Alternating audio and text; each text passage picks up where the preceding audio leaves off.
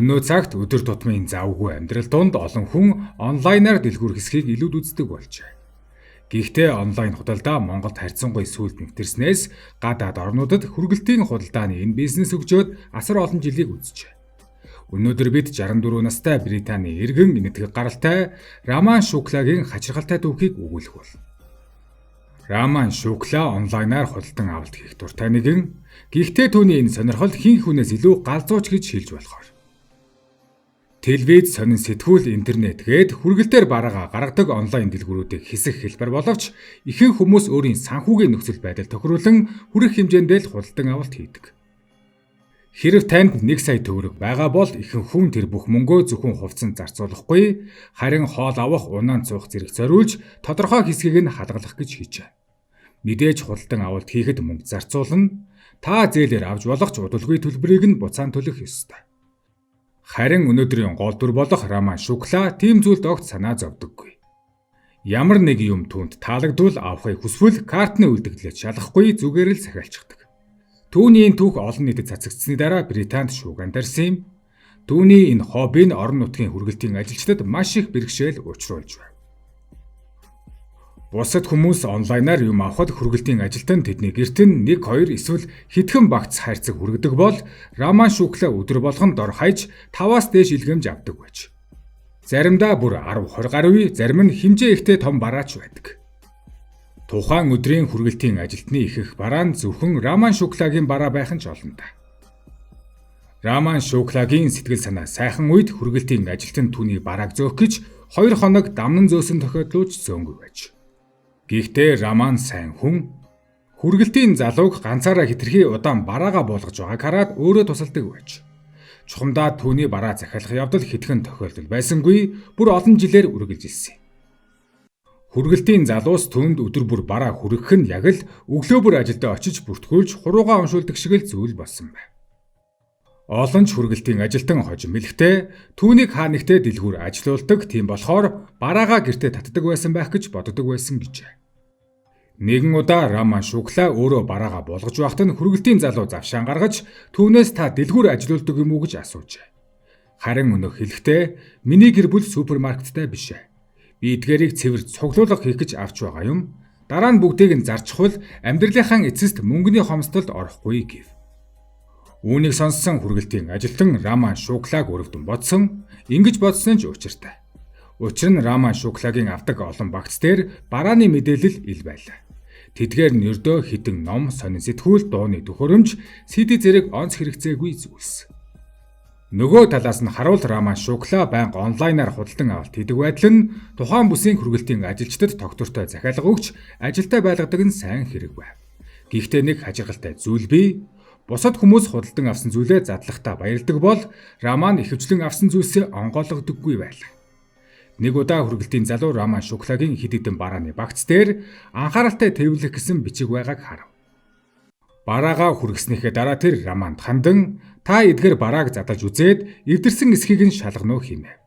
Хэрвээ эвдэрсэн бол дахин солиулах боломжтой гэв. Хүргэлтийн залуугийн санаа чин сэтгэлийнх байсан ч Роман түүний үгийг огт тоосонгүй. Ийм хачиргалтай хүйтэн хандлагын дараа хүргэлтийн залуу цаашид асуулт асуухаа болж зөвхөн ажлаа хийж хүргэлтээ хийдэг болов. Романы авдаг зүйлс бараг задардаггүй байсан учраас хүргэлтийн хайрцагнууд овоорсоор байлаа. Жил ирэх тусам түүний байшингийн өрөөнүүд янз бүрийн хэмжээтэй илгээмжээр дүүрчээ. Гэсэн ч Романд илгээмжүүдийг нээх, хэрэглэх эсвэл өөр нэг ямар нэг санаа байгаагүй. Зүгээр л гэртээ тавьчихаас сэтгэл нь ханана. Удаан хугацааны дараа байшингийн гараж цаашлаад зойр болоод нэг давхар дүүрч, 2 давхартаа урьж эхлэв. Эцэст нь бүр өөрийнх нь унтлахын өрөө хүртэл их хэмжээр дүүрч амьдрах боломжгүй хэмжээнд хүрсэн байна. Энгийн хүн ийм байдалтай тулгарсан бол хайрцгийг задаж эмхэлж цэгцлэх байсан.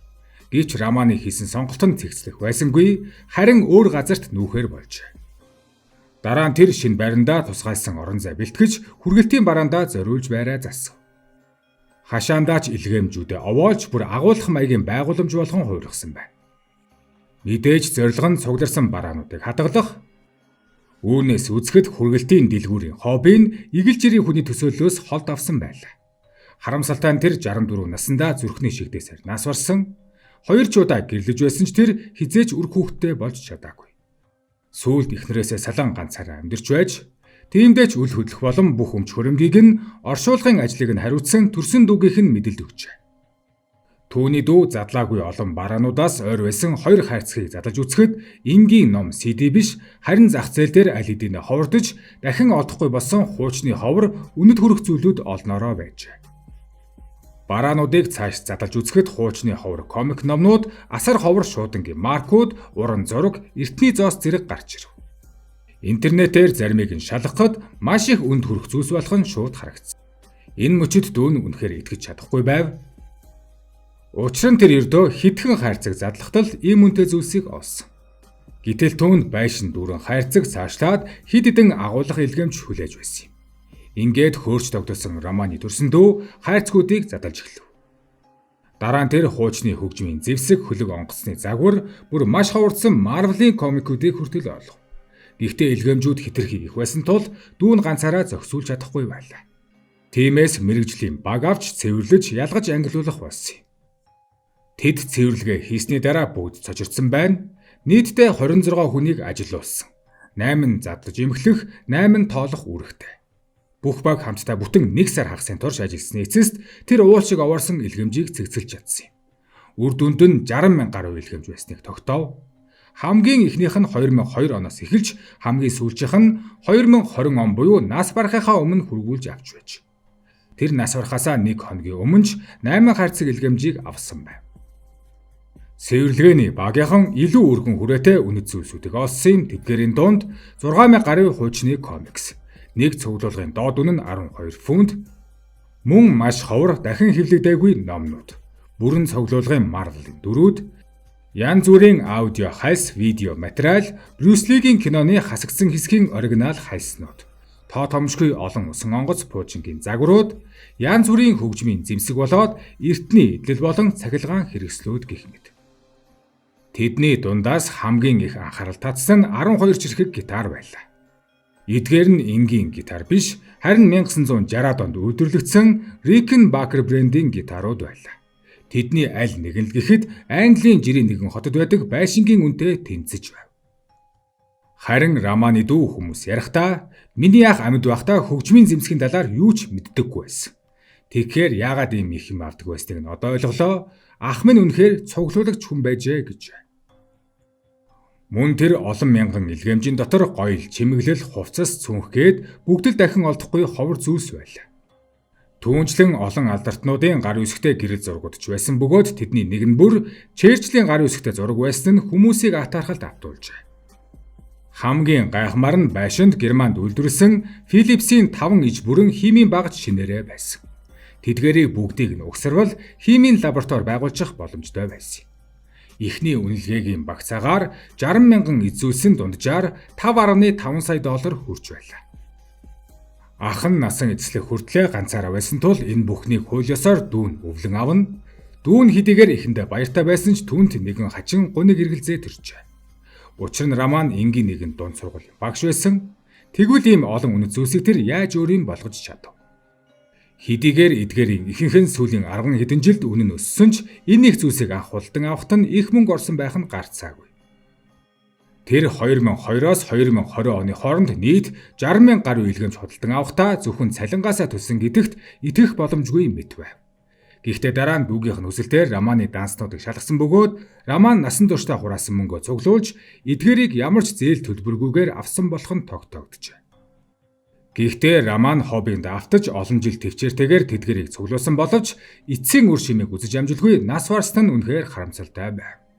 Гэхдээ тэр яагаад хайрцгуудыг задлахгүй байсан талаар түүний дүү хариулт өгч чадсангүй. Харин үүнд нь сэтгэл судлаачид хариулт өгсөн байна. Тэдний хэлж буйгаар Роман онлайн худалдан авалтанд хэд автаж авсан илгээмжүүдэд задлахгүйгээр хадгалдаг байсан нь compulsive buying disorder буюу худалдан авах албадлагын эмгэгтэй байсан гэв.